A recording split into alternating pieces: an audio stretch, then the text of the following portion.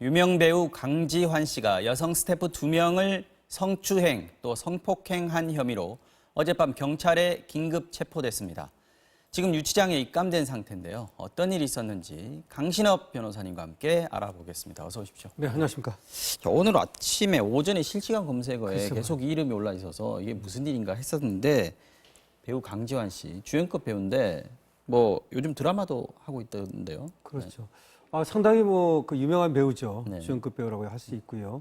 일단 유치장에 입감이 됐고 오늘 이제 다시 조사를 받는다고 합니다. 오후에. 네. 지금 상황이 어쨌든 심각한 것 같은데요. 지금 17년 차 배우고요. 네. 그다음에 2005년에 굿세어라 금스나라고 네, 하는 유명한 작품으로 드라마죠. 네, 네. 그 드라마로 신인 연기상을 수상을 했었고요. 그다음 영화에서는 지극공무원이라고 유명하지 않습니까? 네네. 여기에서 우리가 또 알고 있고. 그다음에 이제 그 진짜 사나이라고 하는 예능 프로그램에서도 네, 이름을 알렸죠. 진짜 사나이 300. 네, 그래서 네. 굉장히 그 이미지가 좋았고요. 17년 동안 지금까지 자기 관리도 자기 관리를 잘했는데. 잘해왔고 네. 사실은 그렇게 많은 사람들하고 뭐 어울리거나 뭐 이런 스타일도 아니라고 그래요. 그리고 연기에 대한 집념도 강하고 정통파 배우다 이렇게 얘기되고 있는데요. 오늘 사건은 어쨌든 충격적입니다. 네. 연기력으로도 상당히 인정을 많이 받아서 그렇죠. 영화는 영화다 이런 거 신인 나무상도 받고 네. 했었던 걸로 제가 기억이 나는데 어젯밤 긴급 체포되면서 팬들이 충격이 좀 컸을 것 같습니다. 네. 어떤 일이 있었는지 좀 소개를 해주시죠. 글쎄 말입니다. 어젯밤인데요. 체포가 된 건 10시 50분경입니다. 그리고 9시 40분경에 네. A라고 하는 여성이 자신의 서울에 있는 친구에게 신고를 좀 해달라. 내가 지금 강지환 씨 집에 있는데 갇혀 있다. 이렇게 이제 문자를 보냈다는 문자 것이죠. 메시지. 예, 메시지를. 그래가지고 그것을 받은 그 친구가 이제 신고를 함으로써 경찰이 출동을 했고 네. 10시 50분경에 체포가 됐다. 긴급 체포가 된 겁니다. 그러니까 이제 현행범으로 체포가 된 것이죠. 현행범이라고 그러면 현장에서 예.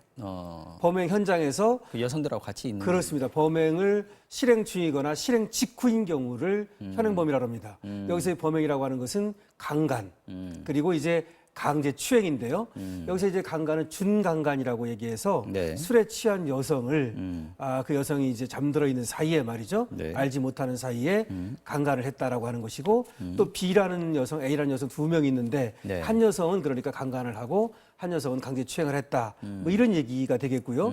지금 얘기에 의하면 이 강제 추행 당한 여성이 네. 다른 여성을 강간하는 장면을 목격했다는 겁니다. 자다 일어나다 현장에서. 보니까 그렇죠. 바로 옆에서 범행을 저지르고 예, 있었다. 행위 이렇게 중이었다는 거죠. 예, 진술을 하고 그렇습니다. 있었네요. 그래서 너무 깜짝 놀라가지고 그래서 자기 옷매무새를 보니까 자기 옷도 상당히 흐트러져 있고 그래서 최소한 성추행이다. 최소한 나도 성추행이다 그래서 이제 그렇게 같이 하나는 성추행, 하나는 이제 아주 준강간으로 이제 고소가 된 거죠. 지금 중간간 얘기하셨는데 네. 우리가 흔히 아는 강간하고 중간강간하고의 차이점이 제일 큰 게 뭡니까? 이걸 좀 이번 기회에 한번 설명을 드렸으면 좋겠어요. 강간 앞에 준이 붙는다는 얘기는요. 네네. 강간에 준한다는 겁니다. 아하. 예, 그래서 준강간입니다. 네. 강간은 폭행 협박을 이용해서 항거 불능 상태를 만들고 그 상황을 이용해서 간음 행위로 나아가는 것을 말합니다. 네. 그러니까 폭행 협박에 의해서 항거 불능이 있는 상태를 만드는 강제로 거죠. 가늠한다의 줄임말이 강간. 그렇죠. 근데 여기서의 폭행 협박이라고 하는 것은 광의의 폭행 협박이기 때문에 수면제를 먹인다든가 또 약물을 일부러 먹인다든가 이런 것도 강간죄가 됩니다. 아하. 그런데 그럼 중간간이라고 하는 것은 그런 상황을 만드는 게 아니라 그런 상황을 이용하는 겁니다. 이미 일어난 상황. 그렇죠. 아하. 스스로 술을 많이 먹어갖고 네. 술 취해서 만취해 있는 여성을 내지는 깊이 잠들어 있는 여성을 아니면 기절해 있는 여성을 네. 아니면 다른 사람이 뭐 포박을 해놨는데 그 포박 상태에 있는 여성을 이런 식으로 포박을 자기가 하지 않았을 자기가 때. 안 하고 아하. 항거 불능 상태나 심신상실 상태에 있는 그런 상태를 이용하면 중간간 그런 상태를 자기가 만들면 강간 이렇게 그렇군요. 됩니다. 그러면은 그 강지환 씨가 술을 같이 먹었다. 이게 그 강간을 목적으로 술을 먹였다 이렇게 보고 있지는 않은 거군요. 아직 그렇게 경찰이요. 보고 있는 건 아니죠. 왜냐하면 그런 증거는 없으니까요. 그렇군요. 어쨌든 근데 이 두 여성이 같이 하나의 방에 들어가서 자고 있었던 겁니다. 근데 강지환 씨는 다른 방에 자고 있다가 그리로 간 것으로 보여지는데 이제 강지환 씨는 자기가 술을 많이 먹은 것까지는 기억을 하겠는데 네. 내가 왜 그 방에 가 있는지를 모르겠다.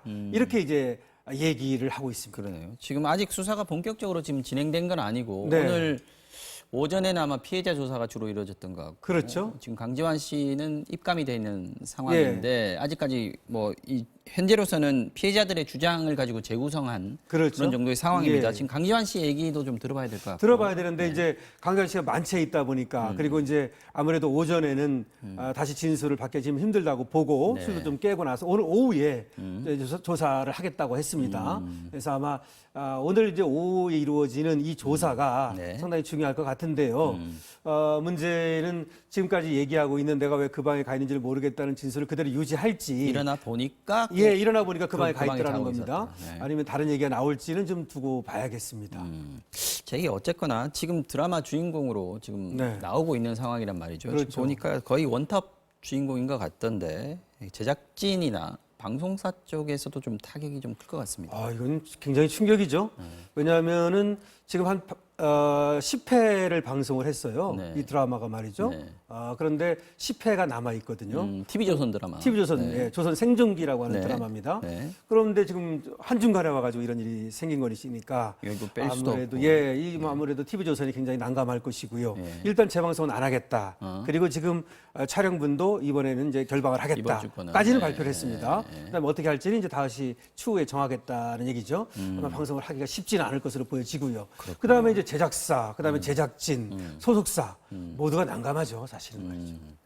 지금 아마 소속사에서도 진상 파악을 하고 있다. 뭐 네. 어떻게 된 건지 상황 파악부터 지금 해야 되는 상황인 것 같고, 만약에 광고를 찍었다 또는 뭐 드라마도 계약을 했을 텐데 또 혹시 형사 말고 민사상으로도 책임져야 될 부분들이 생길 수도 있겠어요. 맞습니다. 형사상으로도 이제 큰 문제고요. 이것이 만약에 인정이 된다면 물론 수사를 해봐야 되겠습니다만은 강간죄든 중간간죄든 인정이 된다면 3년 이상의 유기징역입니다.